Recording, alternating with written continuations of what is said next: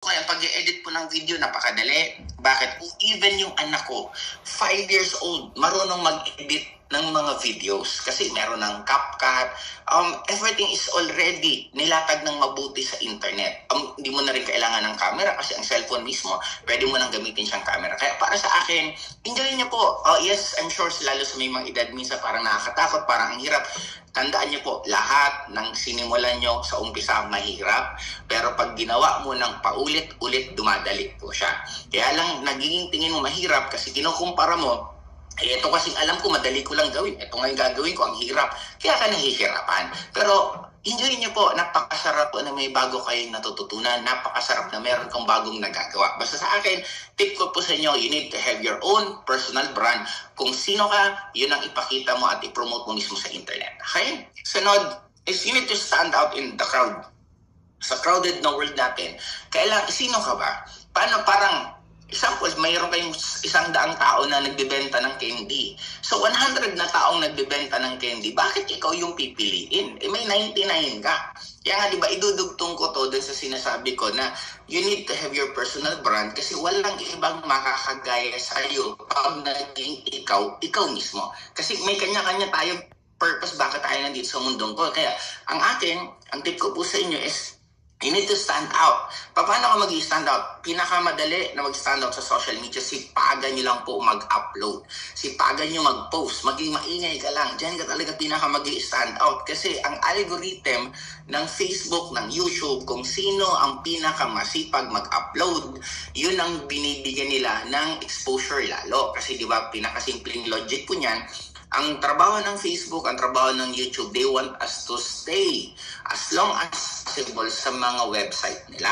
Kasi habang matagal tayo sa website nila, mas tumataas ang value nila kasi mas maraming traffic, mas maraming engagement. Since ang tao tumatagal, na ibibenta pa nila yon.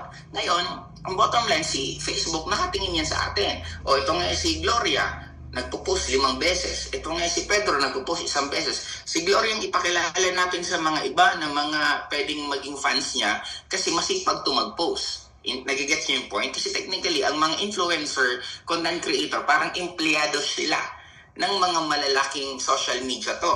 Ngayon, syempre, ang paprioritize na lalagi, yung mahilig mag-post. Kaya, sa pagpo-post naman po, may separate training na po niyan, nabigyan ko lang kayo ng glimpse. Ang maganda lang po sa pagpo-post, mag-post ka lang ng tungkol sa pwedeng personal life mo, tungkol sa issue, makisabay ka kung ano yung mga, anong tawag niyan, kung ano yung pinaka-latest issue. Pwede ka makiride on sa ganon, or pwede ka mag-post about sa pagkain, pwede ka mag-post about sa mga travel mo. Basta anything na pwede mong i-post na nakaka-inspire, kasi bottom line, market mo yan. Kadalasan kung sino yung mga, kasi minsan pupost ka ng pupost ng travel, magtatanong yan, anong ginagawa, ba't ka travel ng travel? Di mo po promote mo na tong business. Ang business natin napakaganda kasi pwede mo tong gawin online, purely online, na kahit hindi ka lumalabas ng bahay, pwede mo siyang gawin.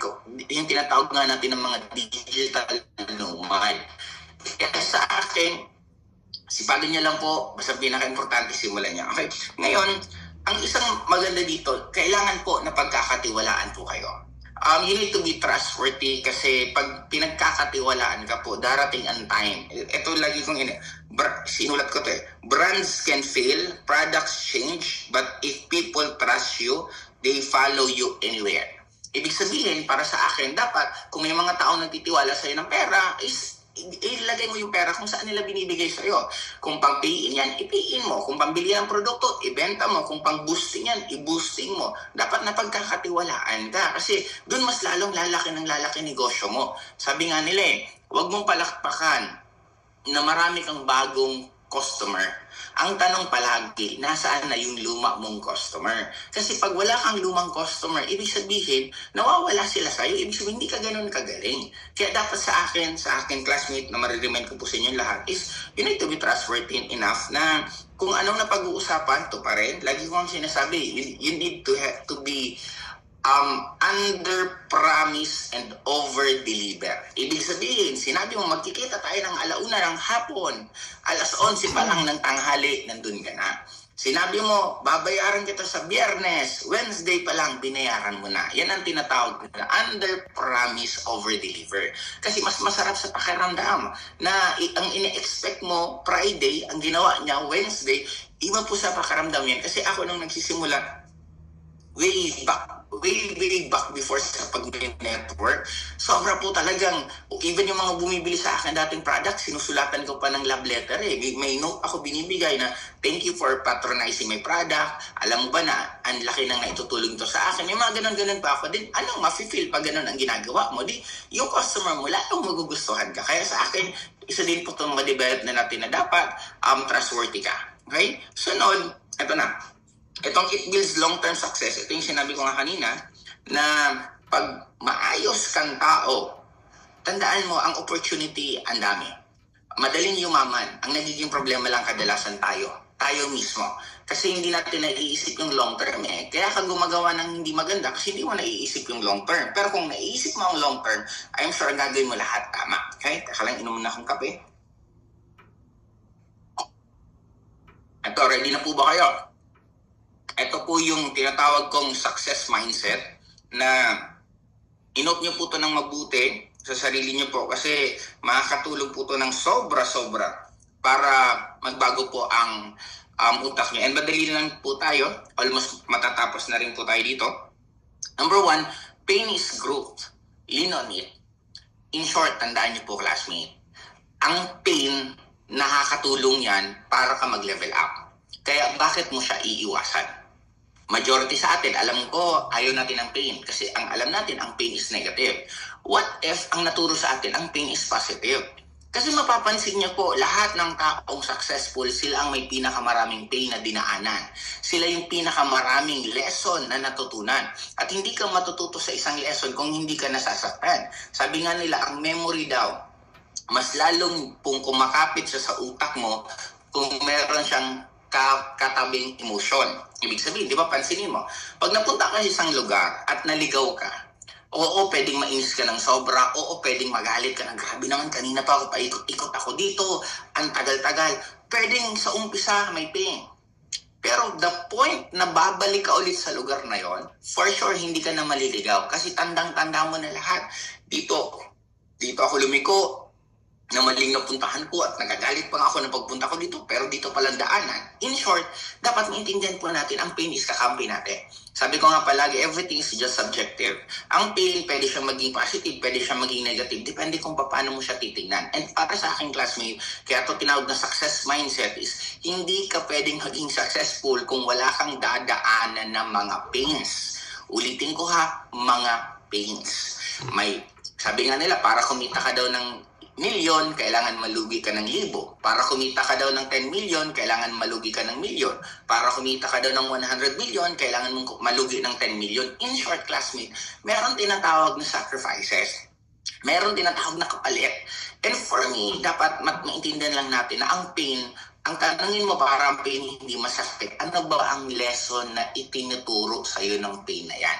Kasi once na matutunan mo yan, instead magagalit ka dun sa pain na yon, mas magiging appreciative ka na, kaya pala siya nangyari sa akin kasi ito pala yung dapat kong matutunan. I just give you example. Example, lagi kang nananakawan sa tindahan mo. Ano ba tinuturo sa'yo? Hindi tinuturo sa'yo. Galingan mo yung pagbabantay ng tindahan mo or galingan mo mismo yung mga padlock sa tindahan mo or i-monitor mo mabuti. Di ba? May tinuturo eh. Kaya tayo nagre-react negatively kasi ayaw natin tanggapin na tayo ang may problema. Paulit-ulit kang niloloko ng karelasyon mo. Ang may kasalanan pa ba talaga karelasyon mo or ikaw na mismo na hindi ka natututo? In short, ang tinuturo nun, ba't hindi ka pa kasi mag-let go? Bakit hindi mo siya kausapin ng maayos para hindi na niya ulitin? Kinausap mo ng maayos, inuulit-ulit pa rin. Bakit hindi mo i-let go? Kaya, di ba, kaya siya masakit kasi ang failure, tinuturuan niya tayo ng dapat natin ikabago. And kaya siya masakit kasi tayo yung magbabago. Ayaw natin minsan matanggap yun na, ako pala yung mali. Di ba, ang sakit kasi pakinggan niya na ikaw yung mali. Pero on reality, yun ang pinaka-mabilis na shortcut sa success na kailangan mo lang i-convert ang pain into lesson. At yung lesson na yun, dapat talagang isabuhay mo para hindi na maulit sa'yo yung mga nangyayari niyan paulit-ulit. Okay, that's number 1. Number 2, stop caring about opinions. They don't pay your bills. Ito, lalo sa mga kapatid po natin OFW, kahapon medyo naging emotional ako sa topic namin habang sa socials namin.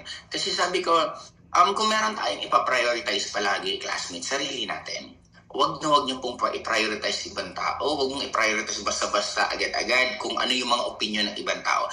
Again, it's not being selfish. It's helping yourself na i-prioritize mo muna yung sarili mo para mas marami kang pwedeng ibigay. Okay, paano yan? May mga ibang tao na magsasabi sa inyo na hindi mo kaya, hindi ka na dyan, ganito, makakatulong ba sila para makuha mo pangarap mo? If not, then bakit mo sila iintindihin? End of the day, alam niya sa mga matulungin na tao, ang daling tumulong. Ang daming nagpapatulong. Pero pag ikaw na ang may kailangan ng tulong, ang kukonte lang ng mahihingian mo ng tulong. Kaya in short, para sa akin, then bakit hindi mo unahin sarili mo? Yung sobra, yun ang pwedeng itulong mo. Para end of the day, pag ikaw na ang kailangan ng tulong, at least andyan pa rin yung sarili mo na pwede ka pa rin tulungan. Kaya para sa akin, classmate, yun ang point ko na huwag niyo masyadong intindihin yung mga opinion ng ibang tao, lalo na kung hindi naman makakadulot ng maganda sa inyo. Pero kung makakadulot ng maganda sa inyo, then why not?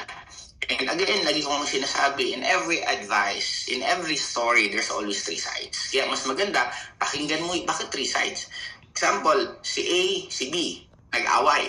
Siyempre, pag nagkwento si A, side niya, bawas ng konting mali niya, dagdag ng mali ni B. Pag si B naman nagkwento, bawas ng mali niya at dagdag ng mali ni A. Iyan ang side ng side. Kaya tatlong stories. Ano yung pangatlo? Yung pangatlo po is the truth. Ibig sabihin, ito talaga yung pinaka-ultimate na totoo. Kaya para sa akin, before you make a judgment, pakinggan mo lahat ng sides and saka mag-desisyon kung ano yung gusto mong gawin. Okay? Basta ang share ko lang, huwag masyadong makinig sa mga tao, lalo na yung mga taong yon wala naman maidudulot or maibibigay na mabuti sa inyo. Okay? Number 3, take responsibility for everything in your life. Ito, mas magiging madali kasi ang changes pag lahat ng nangyayari ikaw. Diba? Sa atin, lagi na lang ang may kasalanan is either the religion itself or si God mismo. Diba? Bakit ka may sakit? Nagkasakit kasi ako kasi desisyon na to ni Lord eh. Bakit ako mahirap? Kasi love kasi to ni Lord eh. Mas gusto ni Lord na hindi ako maging mayaman. Pero actually, hindi siya ang nagdedesisyon. Ikaw. Sino ba ang gumagawa ng health mo? Ikaw. Sino ba ang kumakain ng mga bawal na pagkain? Ikaw. Bakit hindi ka umaasenso? Yun ba talaga ang gusto ng nasa taas? Or ikaw mismo talaga, hindi mo ginagawa lang yung part mo? In short, parang, example, sa harapan ng bahay mo, laging madumi. Ba't hindi mo na lang linisan? Di ba mas madali pa? In short, para sa aking classmate, life will be easier pag aaminin mo na kaya nangyayari sa'yo ang isang bagay dahil sa ikaw, hindi dahil sila. Bakit ko sinasabing mas importante na ikaw yung mag-take ng responsibility? Kasi pag ikaw ang nag-take ng responsibility, mas maganda kasi mas may control ka. Mas pwede mo siyang baguhin. Pag binigay mo kasi ang responsibilidad sa ibang tao, parang ito, no offense po sa networking, lagi ito nangyayari. Hindi ako yumaman kasi yung upline ko, hindi ako tinutulungan. Ba't hindi mo na lang isipin na kaya hindi ka niya tinutulungan? Kasi pinupush ka niya na para ikaw na lang yung mas matuto at ikaw yung mas gumaling. Meron din naman iba, kaya hindi ako kita ng malaki kasi hindi ako tinuturuan, hindi sa akin ito yung mga technique. Ba't hindi na lang ikaw mag-research? Ang point ko, classmate, walang mahanap na tama ang taong laging naghahanap ng mali. At walang magiging mali sa taong laging naghahanap ng tama. Parang ganito, kung titingnan mo ang rose, di ba ang rose merong bulaklak, may stem at meron tinik. Tanong ko, matutuwa ka ba na ang rose meron bulaklak? Or malulungkot ka na ang rose meron tinik? In short, it's again subjective. Nasa sayo kung paano mo siya titingnan. But ang point ko, kung titingnan mo siya negatively, example, madumi. Yung sa harap ng bahay madumi. Pwede ka magreklamo, dumi-dumi kasi yan. Ang hindi kasi maayos yung mga kapitbahay ko. Di everyday, sinong bad trip? Ikaw. Kaya ito yung makikita mo, dumi na naman, ang dumi na naman, ang dumi na naman, ang dumi na. Kung lilinisin mo, baka aabot lang yan ng mga ilang minuto. Ang point ko lang, classmate, yung mga bagay na naiinis ka, bakit hindi ka gumawa ng paraan para maayos yan? May kaibigan ka na naiinis ka palagi sa kanya kasi parang lagi kang chinichismis. Ba't hindi mo kausapin ng diretso? na try mo lang, friend, may mga nababalitaan ako na may sinasabi ka. Gusto ko lang i-confirm, totoo ba siya or hindi. Di ba? Parang ganun. Kasi classmate ako, proven ko to and tested ko na pag once nagkaroon ka ng tinatawag na 100% responsibility sa life mo, everything will be smooth. Pero pag lahat na lang ng nangyayari sa'yo, may kasalanan magulang ko, ang may kasalanan kapitbahay ko, ang may kasalanan gobyerno, pag lahat na lang palaging gano'n, wala talaga. Parang maisingit ko lang, sinabanggit ko ng pala gobyerno. Maraming ibang mga comments sa Facebook na sana meron din kaming Vico Soto sa lugar namin. Diba?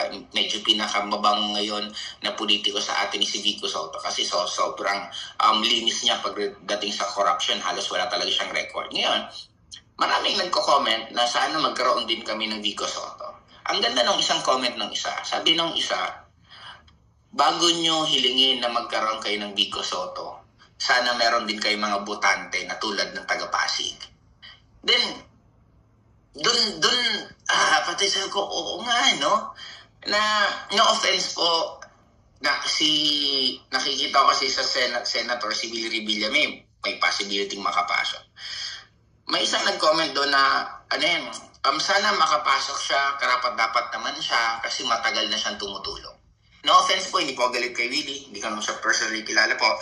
Pero ang point ko lang, parang ganito. Tandaan po ninyo kasi mga butante din po ang ibang nandito and hopefully maging avenue po ako na pwedeng at least baka makatulong sa pwedeng na Pilipinas na si Willie hindi naman niya tulong. Hindi naman niya gusto lang tumulong eh. Parang vlogger content creator yan na namimigay ka ng pera pero i-vlog ka.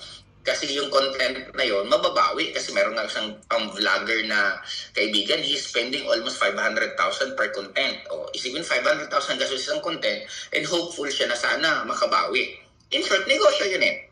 Yung ginagawa ni Willie Revilla, negosyo din yun eh, na nagbibigay siya ng pera. Siyempre, para mas maraming manood. Pag mas maraming manonood, mas meron siyang commercial. Pag may commercial, meron silang kita. Now, balik po tayo dito na ang sabi ng isa nag-comment, hindi naman tulong ang senator. Di ba? Ang pag-senate daw tungkol sa batas, hindi naman tungkol sa pagtutulong.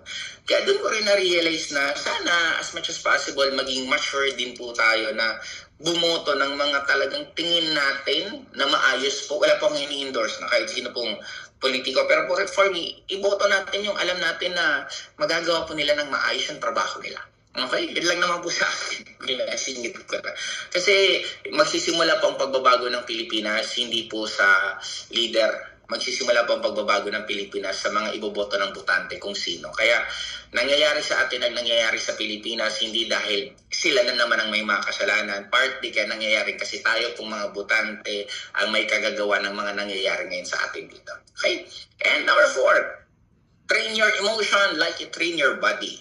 Classmate, EQ, ang emotional quotient po natin dapat tumaas. Kasi sa ayaw po at sa gusto nyo, wala pong mayaman na hindi po stressful ang buhay. Stressful po ang buhay niyan kasi marami po yung challenges, maraming nangyayari dyan araw-araw, and hindi po pwedeng mahina po ang loob nyo kung gusto nyo yumaman. Kaya nga hindi lahat ng tao yumayaman kasi hindi po talaga naturo sa school ang EQ. Diba? Ang natuturo sa school is IQ, paano mag-memorize, paano magbasa, paano ganito, mag-problem solve. Pero yung EQ, paano ka magiging matatag na pag nadapa ka ba, lalo ka bang manghihina? Pag na-reject ka ba ng isa, manghihina ka. Pag na-reject ka ulit ng isa, manghihina ka lalo. Pag na-reject ka pa ba ng isa, mag-quit ka na. Pag gano'n ang mentality mo, classmate, wala kang matatapos kasi lagi ka lang puro kasimula ng simula ng simula. Ang tip ko po sa'yo, kailangan maging matibay po ang emosyon nyo. Paano yan magiging matibay? Pag may mga problema kayo, head-on lang, harapin nyo lang. Meron yung solusyon. Swerte nyo na, meron kayong mga upline. Sabi ko nga palagi sa mga leaders ko, sabi ko, kung yung problema mo, problema ko yun, tingin mo, alam ko ang solusyon. Sabi niya, yes, apply. Tingin mo, masasolve ko ng mais, yes, apply. Sabi ko, then ano pang kinakatakot mo? Na parang sa inyo po, reminder ko po sa lahat ng VIP accounts, kahit ano po ang sitwasyon nyo, alam ng uplines nyo kung ano ang solusyon dyan. Ang kailangan nyo na lang tanongin nyo sila, makinig kayo sa kanila, at gawin nyo kung anong mga ina-advise sila. I'm sure, magbabago din talaga ang buhay mo. Kaya para sa akin po, Hindi po titibay ang emosyon nyo kung hindi yan laging nasasaktan. At paano yan masasaktan palagi? Ganyan pag network, just be professional enough na yung gusto, yung ayaw. Yun lang. Masasanay ka. Sabi ko nga sa ibang mga leaders ko, malalaman mo pag matibay ka na sa pag-network once na hindi ka na nasasaktan, once na nare-reject ka. Kasi don't ever think na kami po, sabihin mo, may mga resulta na yan, hindi na nare-reject. Hindi po. Even ngayon, nare-reject po kami. Ang pagkakaiba lang ng newbie sa mga veterans, ang newbie kasi pag nare-reject, dinidibdib, kinakwento, diba? Pinapatagal sa dibdib nila. Ang mga veterans kasi pagka-reject, wala na yung pakialam. Okay, reject, diwag. Hanap ulit ng iba. Reject, ayaw mo na. Okay, hanap ulit ng iba. In short, the only difference is hindi namin masyadong ninanamnam. Kung na-reject kami, hindi namin pinipersonal. Ayaw ng tao Hindi naman lahat ng tao gusto kung ano ang gusto natin. Always remember, this will be a very boring na place, ang earth, kung lahat tayo iisa ng gusto. Kaya nagiging maganda ang mundo natin kasi we have different tastes, we have different mindset, we have different skills. Kaya gumaganda ang mundo natin. In short, hahanapin mo lang yung tao na gusto din niya yung ino-offer mo. Yun lang kailangan mo gawin. Kaya lagi ko nga sinasabi, sipagan mo lang, yun lang hahanapin mo. Okay? That's number 4. And number 5 natin, be willing to fail 1,000 times to succeed once. Classmate, yung mga napapanood natin sa NBA, parang Stephen Curry, sobrang galing tumira. Pero try to imagine din, meron siyang thousands times na nag-shoot siya every day. Ito yung practice niya. In short, kung isasama mo, classmate, kahit sino, Willie Revillame, napaka-successful. Pero kailan pa siya nag-start sa showbiz? Panahon pa nila Randy Santiago, alalay siya, ilang beses siyang kumita, nawala bago siya na-expose sa tinatawag naman natin na sitcom na naging sobrang successful siya sa Wowie, di ba? Parang Vice Ganda. Kailan siya naging alalay din muna, napakatagal ni Vice Ganda na sa stand-up comedian, nagtatrabaho, pagano lang sweldo niya, and nung nabigyan siya ng break, kanimutan, yung pogi, yung Batang Quiapo, Coco Martin. Diba si Coco Martin, imaginein mo gaano din katagal siya buna nag-indie film bago siya naging sikat ngayon. In short, kahit sinong negosyante, kahit sinong athlete, kahit sino kung kilala niyong successful, isa lang ang sure ko, kaya mas successful yan sa'yo. Kasi mas maraming beses yan nadapa. In short, ang labanan ng buhay, padamihan ng dapa. Padamihan ng dapa, pabilisan tumayo, at dapat kada tayo mo, lalo kang bigil, lalo kang excited, lalo kang magaling, lalo kang magsisipag. Hindi yung dapa, pagkatayo mo, nanghihina ka na, dapa, pagkatayo, nanghihina ka na, nawawalan ka pa ng gana, nagiging tamad ka, lalong walang mangyayari sa'yo. Dapat tuwing dapa, tuwing nasusugatan ka, lalo kang gumagaling, lalo kang tumitibay, lalo kang nagsisipag. Kasi ibibigay sa'yo yung para sa'yo. Paano ibibigay kung pinadapa ka pa lang ng 3 beses, 5 beses, nag-quit ka na, di pinatunayan mo na nangyari sa taas, hindi ko tama na hindi ko binigay dito kasi hindi naman niya deserve. Ang bilis niya mag-quit. May nagtanong sa akin, may training ako kila Rafi Vergara sa Antipolo. Sabi niya, apply, paano ka naging sobrang bilis na kumita ng malaki? Sabi ko, teka lang. Sabi ko, i-clear muna natin na ano bang definition yun po ng mabilis? Kasi ako, on my first 1 year sa networking, ang kinita ko lang po is 20,000 pesos. On my first 1 year. Ibig sabihin, balik ko kaya tanong sa inyo, what if kung kayo, 1 year nyo, 20,000, tutuloy ka pa ba? Imagine mo, on my first 1 year, wala akong kotse. Second year, hindi pa rin ako nagkaroon ng kotse. Third year, hindi pa rin nagkaroon ng kotse. On my 4th year, saka pa lang po ako nagkaroon ng kotse. What if, dun sa 3 taon na yun, nag-quit na ako? Di ko nag-quit ako, walang Josephine sa harapan mo. Imagine mo kung anong blessing na binigay sa akin. Nakabili ka ng mga properties, nagkaroon ka ng mga sasakyan, nakapag-travel ka sa halos, siguro mga 40 to 50 countries na napuntahan ko. Then, kung nag-quit pala ako on my 3rd year, wala na sana itong kwento kong to. Kaya you'll never know. Classmates, sa mga nandyan, sa mga matatagal ng VIP, sana maging reminder to na story ko sa inyo na hindi mo alam kung gaano kalayo ang pwede mo puntahan. Kailangan mo lang tumibay ulit, magtiwala ulit sa sarili, at sabihin mo, sige, hataw ulit. Kasi hindi naman namin kayo pinapapili between your work or this. Gawin mo lang to, ipagsabay mo lang sa free time mo. Kung kailan ka lang free. Pag hindi ka available, ipasa mo na sa apply mo. Bahala na si apply mo. Diba? Kaya yun ang advice ko po sa inyo na normal po ang mag-fail kasi lahat po ng tao nag-fail. Grabe ka naman kung gusto mong ikaw lang yung kakaiba, di ba? Gusto mong ito yung yumaman, naging Millionaires Club, naging Global Ambassador na hindi man lang nag-fail, di ba? Wala pong ganon. Kaya clear po tayo. Okay. Number 6, discipline is greater than motivation. Ito, ang pagkakaiba ng discipline at motivation, isa lang. Ang motivation, ginagawa mo siya pag gusto mo siyang gawin. Ang discipline, kahit ayaw mo siyang gawin, ginagawa mo. Kaya para sa akin, magkaroon ka ng disiplina sa sarili mo. Example, okay, everyday dapat meron kausap na isa o dalawa. Yun lang. Ang disiplina mo sa sarili mo, everyday meron kakausapin na kahit isa o dalawa. Yun lang, araw-araw. Magugulat ka habang ginagawa mo yan. Padami ang networks mo, padami ang income mo, at isang beses susunod yan, ikaw naman na nagtutok dito. Kaya, for me, ano yun po natin, i-develop po natin, classmate, ang disiplina. Na ito yung tinatawag natin show up. Ano man ang nararamdaman mo, ano man ang mood mo, show up kasi napaka-importante po niyan. Okay? Sunod is number 7, adapt, don't react. In short, sa mga nangyayari po sa buhay natin, ang pinaka-madali lang po na dapat nyo pong gawin is pag hindi na po effective yung ginagawa nyo, then ano ba yung mas effective? Ano yung dapat gawin? Kasi ako, I could proudly say, for my decades sa industriya ng networking, never pong nawala yung name ko sa limelight. Never siya nawala kasi hindi po ako takot mag-adapt. Hindi po ako takot mag-adjust. I started my networking career as offliner. Hanggang nung nagkaroon ng online, nag-adapt. Nung nagkaroon ng mga iba't ibang market, nag-adapt. Hanggang ngayon, ang networking kasi dati, ang stages po ng network, on the first few years, ang ibibida talaga niyan sa obra company. Kasi company. Pag lumaki ng lumaki, susunod naman yung mga iba't ibang, anong tawag niyan, mga iba't ibang strategy. Ang pinakamaganda po talaga pagdating ng the community, ito pong ginagawa natin. Kasi itong community, hindi po nakakapagod. Kasi ang dami pong nagtutulungan. Katulad sa akin, may nakuha tayong share kanina. Kung wala, example, si Aug, hindi ko grupo, hindi ko makuha si Shirley. Kung hindi ko rin, example, down din sila Marisa, hindi ko rin makuha. Kung wala din FCI, nandyan si Harold, di wala din sana akong host. Di sana, yung lahat ng nag-talk kanina, ako ang gagawa. Hindi lang, yung pati pag-monitor. Kaya nga actually po, yung pag-monitor pa lang sa inyo, hindi po siya ganun kadali kasi hindi kayo birong tao. Ngayon na nga lang, more than 200 plus ang nasa loob ng Zoom natin. At iniisa-isa po kayo ng lahat ng mga councils, yung mga dapat na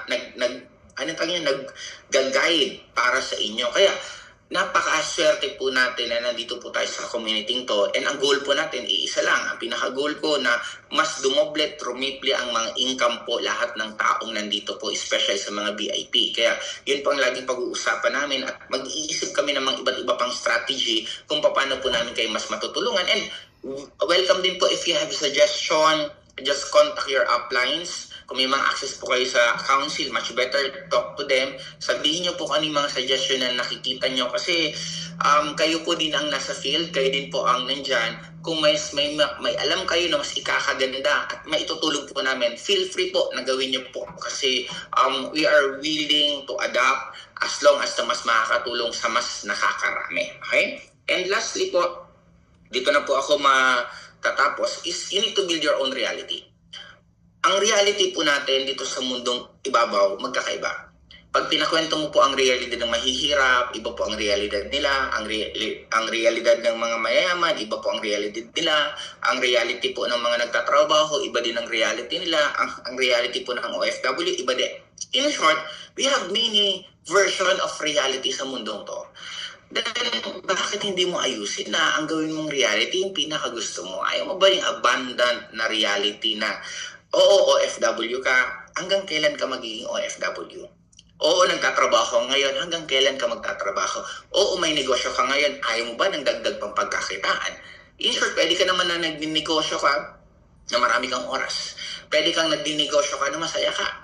Pwede ka rin OFW ka kung ayaw mo talagang umalis kasi kung napamahal ka na sa trabaho mo, ayaw mo ba na isa ka sa ibibida na pag tuwing may event po tayo, ikaw yung OFW na hanggang ngayon OFW pero top earner ng company. Kasi nangyari po yun before sa email na meron pong part-timer na nagtatrabaho siya from 8 a.m. to 5 p.m. Tapos pupunta siya ng office ng 7 p.m. Matatapos siya hanggang 10 p.m. Everyday, yun lang routine niya. Tapos naging top earner pa siya ng company. Kaya walang limit sa reality. Kasi ikaw yung gumagawa ng realidad mo. Ikaw yung nag-iisip. Ikaw yung naglalagay ng iba't ibang tao, iba't ibang character sa reality mo. Kaya the choice is always yours. Ang akin lang, ang ma-wish ko lang po talaga sa inyo na gandahan nyo kasi we are here to help. Kaya po namin i-calibrate po yung mindset nyo. Ayusin po yan. Kung dati ka negative thinker, kaya namin gawing positive. Kung mababa pangarap mo, kaya natin yan palakihin. Kung wala kang tiwala sa sarili mo, tutulungan ka namin magkaroon ka ng tiwala. Kung hindi ka marunong mag-build ng reality yan, tutulungan ka namin. Basta ang pinakagagawin mo lang palagi, umattend ka lang ng umattend lahat ng mga events and feel free to contact your upline. And last message ko, pwede po ako mag-entertain ng questions. Siguro I can entertain mga 2 or 3 question. Teka lang po, i-off ko lang to para... okay. Pwede po mag-entertain ng 3 question and sana marami po kayong natutunan sa mga tinapi ko po. And sa akin lang, expect lang po kasi marami pong iba na gustong-gustong kunin ang mga lalo sa grupo natin sa community. Simple, kaya nila kinukuha kasi alam nilang magagaling po ang mga taga-Jailing Project. Kaya para sa akin po, maging cautious lang kayo sa mga kung ano-anong balita sa labas kasi dahil pong iba na mga nag-iimbento at naninira ng mga balita na para sa akin, simple lang po. Kami simula sa umpisa hanggang ngayon andito po sa harapan po ninyo. We are not promising heaven and kung ano-ano man pero ginagawa po namin ang part namin. Kaya sa akin, maging cautious lang po sa mga taong naninira. Lagi nyo lang sabihin pag may nag-i-invite po sa inyo, sabihin nyo lang na dito lang kami kasi masaya naman kami, okay naman kami, and dito kami natuto at masayang community natin. Kaya sige po, Harold, pwede ako patulong ng kung meron may magtatanong. May gusto po bang mag-question sa inyo? Pwede nyo pong i-type. Ayan, sige po. Sa comment box na lang po natin. Ayan. Sa mga gusto pong magtanong, privilege na ito. Diretso na. Sige po. Hintayin po natin ang ating first question. Sige po. Ayan. Nag-showcase pa sila ng gratitude sa iyo, Mentor Joseph Lim. So, hintayin lang po natin mga question po. I will give po hanggang mga 5 minutes. Ayan, meron na. By Louis Bernard Bella. Mentor, while I'm doing po maximizing my value, it's okay lang po ba yung continuous direct selling ng policies natin? Paulit, ano yan? Yan. Ang pinaka-question niya, Joseph, is okay lang ba habang minamaximize niya yung VIP, is continuous daw siyang nagbebenta nung policy? Yes po. Hindi, actually po, okay po. Sa mga events sa iba po, hindi naman kayo kailangan mag-VIP ng buo. Ang gawin nyo na lang po, bili ka ng package, ibenta mo yung mga policies natin, yung perang makakabalik, yun ulit, ibili mo ng package. At is in the long run, halos wala ka rin nilabas na pera. Kasi may isang akong downline dito sa Bicol na gusto niya makumpleto yung 31 accounts niya. Ngayon, ang ginawa niya, bumibili siya ng isang Neoverse kasi more on easy. Neoverse, ibebenta niya yung produkto, tapos yung kikitain niya dun sa Neoverse kasi di ba may direct referral yun na 5,000. Tapos meron pa siyang payring. Yung payring tapos yung kabenta ng produkto, may kita pa siya, bibili ulit siya ng package, ipapaikot niya lang ng ipapaikot hanggang mapuno niya po yung 31 accounts niya. Okay. Joseph, meron pang isang question. Bilang OFW po, gusto magkaroon ng full-time marketer.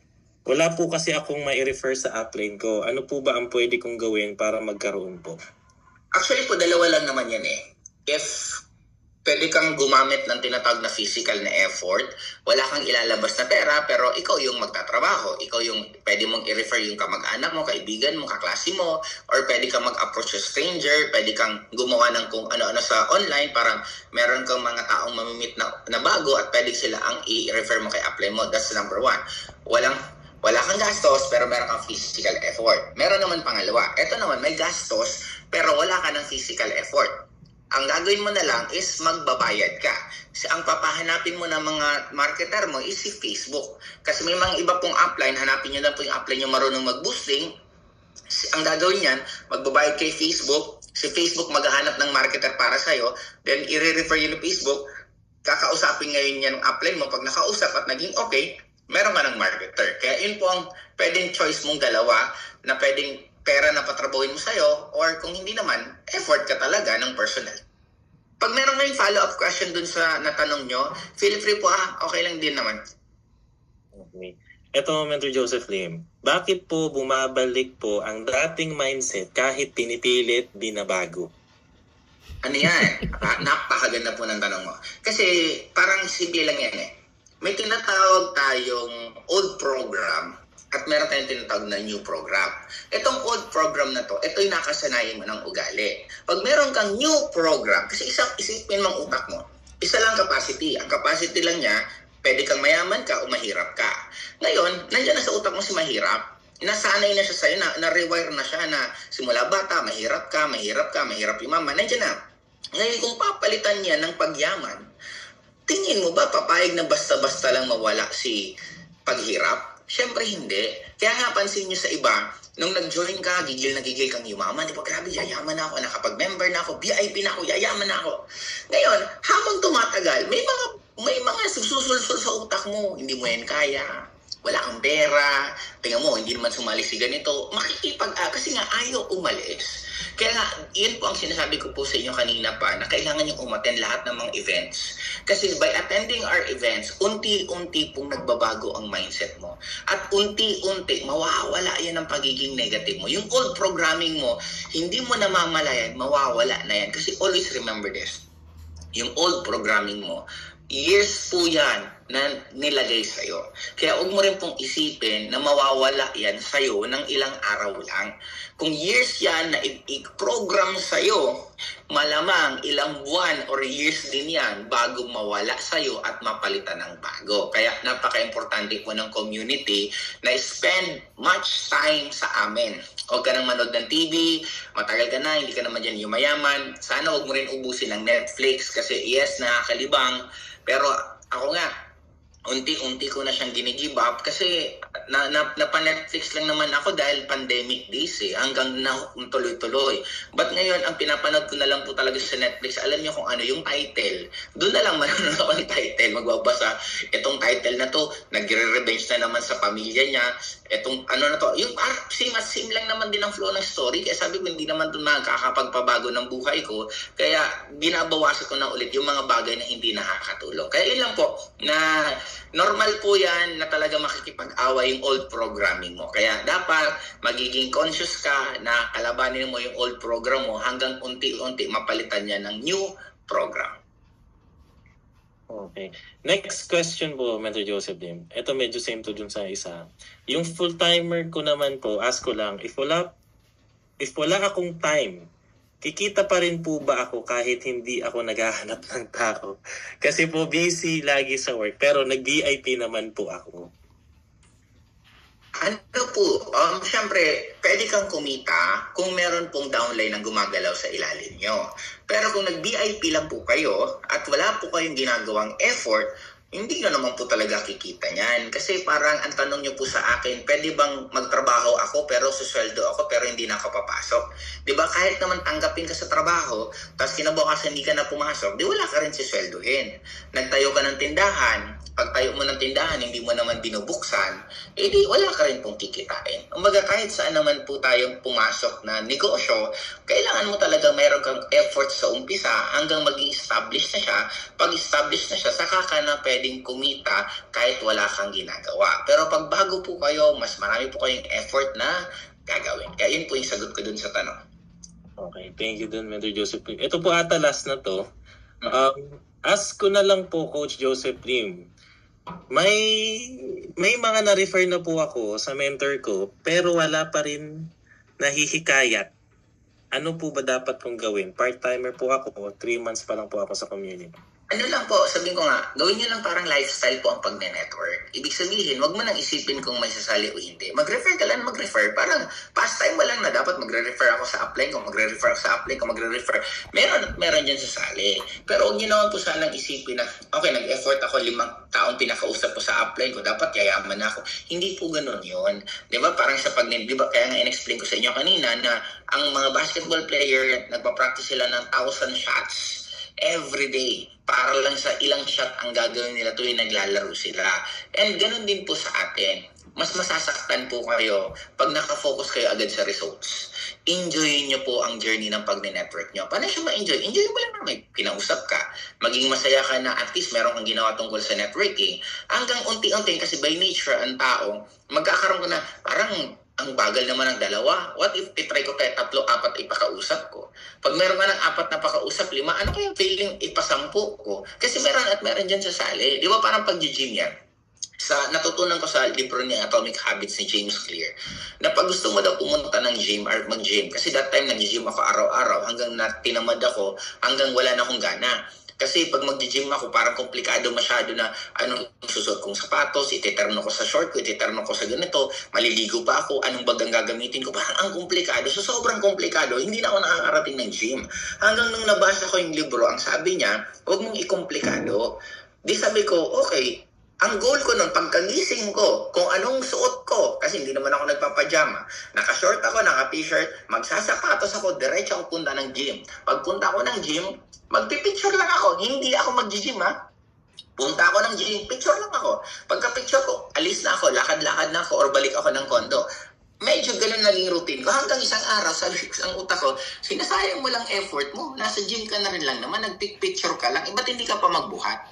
Di nagbuhat ako. Nagbubuhat ako kung ano na lang ang trip kong buhatin. Buhat dito, buhat doon. Pag ayaw ko na, di wag na. Then, hanggang sumunod, may mga pitik naman sa utak ko na, ay nako, nag-gym ka na rin lang naman. Ba't hindi mo pa ayusin? Hindi sunod, inayos ko. Hanggang sunod, na-addict ulit ako mag-gym. Ang science kasi doon, classmate, ang una kong tinuro sa utak ko, pumunta muna ng gym. Di ba kaya pumupunta ako ng gym? Nirewire ko ulit yung utak ko. Nung laging madali ng pagpunta ng gym, magsasawa ka kasi. Kaya anong sunod? Sige, magbuhat ako. Since nga sa utak ko, magbubuhat lang, ang dali lang naman kasi walang pressure, hindi ako magbubuhat ng mabigat, bubuhatin ko lang yung trip ko, tapos wala akong repetition, yun lang gagawin ko. Ngayon, buhat na naman ako. Hanggang inayos ko. Ganon din po sa pag-network ng classmate. Simulan nyo lang. Pero wag naman po sanang, di ba, nagtanim ka ngayon, gusto mo bukas, aani na, hindi rin naman po. Ang buko nga, inaabot ng 15 years. Ang baboy nga, ilang buwan bago tumaba. In short, sa atin, ganun din po, na gawin nyo lang siya dahan-dahan sa pinakakaya nyo. Tuloy-tuloy nyo lang, magugulat ka isang araw, malayo-malayo nang mararating mo. Magugulat ka isang araw, ang laki na rin ang kinikita mo. Sige, thank you din, Medyo. Eto, medyo, ano na lang, pahabol na lang kasi dalawa yung nagtanong. Magkano daw po yung kailangan nila para sa boosting? Ito na po yung last natin. Yung iba pong mga follow-up question, ano na lang po natin yan? Next natin na VIP session. Sa boosting din naman po, siyempre, mas malaki po ang budget nyo, much better. Pero tip ko rin po sa inyo, wag na lang pong, kasi may ibang ini-expect nila magbuboosting ko ngayon isang buwan, naglabas ako ng 2,000, dapat yayaman na ako. Hindi po ganun ang pagninegosyo. Kung meron kang kaya mo maglaan ng budget every month for 1 full year, example, may 1,000 or 2,000 kang budget, every month na yun ang nakalaan na budget mo, then much better po ganun ang gagawin mo. Kasi may mga iba po talaga na, parang sa akin, si Marlon, nag-average siya dati mga 50,000, 100,000 a month ang gastos na sa boosting, pero kumikita naman siya ng mga 500,000. Kaya, depende po. You could always start small para makita nyo lang kung paano. And ako din po ha, avoid nyo po na magbibigay ng pera sa mga uplines nyo na hindi nyo man lang alam or inaalam po ano ang boosting at hindi nyo rin nakikita yung takbo po ng page. Kasi hindi na rin, di ba, again, negosyo nyo to. Dapat may alam ka rin naman kahit paano. Ang akin lang po, ayoko lang na nagbigay ka ng pera, hindi mo na alam kung saan napunta. Or minsan kasi baka hindi kayo magkaintindi na feeling mo, hindi ginamit ng upline, pero yun pala, wala lang talagang sumali. Parang ganon. Sa mga uplines naman po, kung may nakikinig dito na nagpapaboost kayo, as much as possible din, turuan nyo sa mga downline nyo na nagpapaboost at explain nyo rin, o tita, ito po yung ginastos mo, ito po yung mga nakausap natin, kaya lang wala pa pong sumali, pero ituloy-tuloy lang natin. Basta sa akin, balik-balik ta rin po natin ang ginagawa po natin negosyo. At ang negosyo po, wala pong isahang effort at yayaman ka na ng tuloy-tuloy. Parang ako, nag-alaga po ako one time ng manok. Grabe, ang gastos ko sa manok, 4 pesos per day ang feeds. Mangingitlog, isa. Ang benta mo ng itlog, mga 6. Diba, napakasarap, may tubo ka ng 2. Kaya lang minsan may araw na hindi nangingitlog. Kaya lang, yung pakain mo ng feeds na 4 pesos per day, tuloy-tuloy. Parang, di ba, parang maliit lang naman ang 4 pesos. Paano kung 1,000 ang manok mo? Di ba? Sa 1,000 manok, di 4,000 pesos na pizza ang pinapakain mo. Tapos, mareklamo pa yung manok kasi pag nai-stress, hindi nangingitlog. Pag sobrang lamig, hindi nangingitlog. Sabi ko, pambirang manok to. Kaya tinigil ko po. In short, ako na-expose din ako ng ibang negosyo kasi nga para mas makita ko at ma-appreciate ko na gaano kaganda ang networking na sabi ko, ito napakasarap kasi ito trabaho na natin. Ito na yung gagawin mo. Napakasarap pag ganito. Kaya yun po ang advice ko po sa inyo na depende po yan sa kaya nyo ng budget nyo. Pero wag naman po buhos-buhos. Ibig sabihin, last money nyo 10,000. Sige, 10,000 ibusin ko kasi yayaman ako, kikita na ako. Wag naman po na always learn na yung i-invest mo, yan din yung money kaya mong i-lose. Kasi pag ikaw yung tipong tao na nasobrang ka naman sa positive na ganun gagawin mo, masyadong risky po para sa part mo at baka magalit ka pa sa Apple. Mas ang tip ko po sa inyo, consistent. Yun ang pinaka-importante. Maging consistent pang pagbuboost nyo. Makikita nyo naman po ang growth pag nakikita mong maganda ang takbo at nakikita mong lumalaki lalo ang grupo mo, then saka na po kayo mag-decision pag gusto nyo dagdagan palalo ang budget nyo.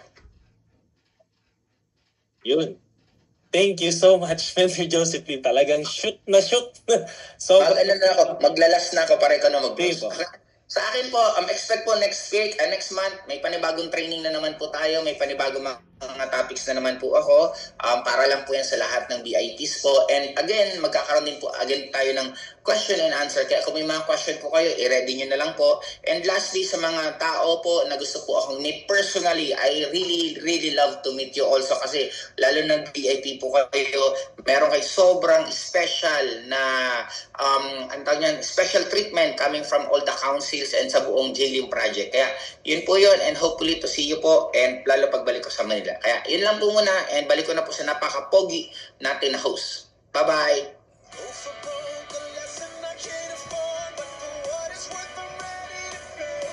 Hey guys, sobrang sulit ba? So pasalamatan naman natin our very own CBO. Paramdaman nyo naman yung gratitude nyo. Di ba? Yung kinagaan ng loob nyo na paliwanag, lumiwanag na naman ang mga buhay, naintindihan natin lalo yung business. And syempre nakita nyo mismo paano, galing mismo pa, no other than Mentor Joseph Lim, na eto po talaga yung mga dapat po natin gawin. Eto po yung mga susundin. And syempre yung mga na-discuss niya, yung 8, please na, di ba?